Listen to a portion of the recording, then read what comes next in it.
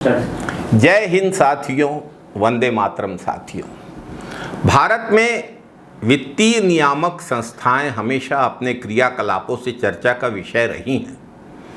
हाल के ही घटनाक्रम में SEBI securities and exchange board of India की अध्यक्ष माधवी बुच तरह तरह के विरोधाभासों के केंद्र में आ खड़ी हुई हैं। माधवी बुच के कार्यकाल में उठे कई सवालों ने उनकी भूमिका को और उनके फैसलों को संदेह के दायरे में ला खड़ा किया है। आईसीआईसीआई से वित्तीय संबंध। माधवी बुच पर आरोप है कि वे आईसीआईसीआई बैंक से पैसे ले रही थी, तब जब वे सेबी के चेयरमैन के पद में थी।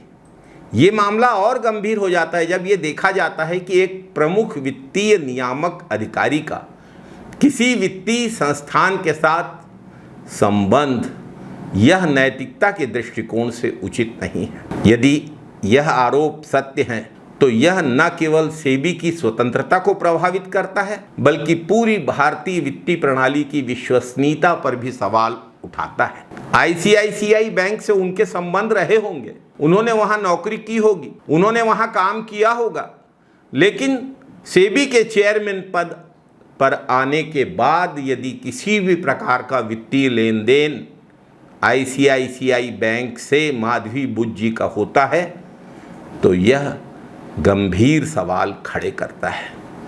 अनलिस्टेड कंपनीज में शेयर पर भी बहुत बड़ा विवाद है। माधवी बुच ने अपने पद पर रहते हुए, सेबी के चेयरमैन के पद पर रहते हुए अनलिस्टेड कंपनियों में शेयर रखे। यह सेबी की नियमावली के खिलाफ है। अपेक्षा यह की जाती है कि नियामक अधिकारी अपने हितों को स्पष्ट रखे और यह स्थिति हितों के संभावित टकराव की ओर इशारा करती है, जिससे सेबी की नैतिकता और सेबी की कार्यप्रणाली प्रभावित हो सकती है। जब एक अनलिस्टेड कंपनी को स्टार्टअप इंडिया के तहत करोड़ों रुपए मिलते हैं तो क्या यह आवश्यक नहीं है कि जांच की जाए यह फंडिंग उचित और पारदर्शी तरीके से हुई है या नहीं। और अगर सेबी की चेयरमैन माधवी बुच का किसी अनलिस्टेड कंपनी में निवेश है तो संदेह पैदा होता है कि उनकी भूमिका इस फंडिंग के निर्णय में क्या रही है। इस मामले में सरकार द्वारा कार्यवाही का अभाव चिंता का विषय है। अगर सरकार कोई कार्यवाही नहीं कर रही है सारे तथ्य उजागर होने के बाद, तो यह राजनीतिक दबाव है या प्रशासनिक जटिलताएं हैं या कोई और बात है।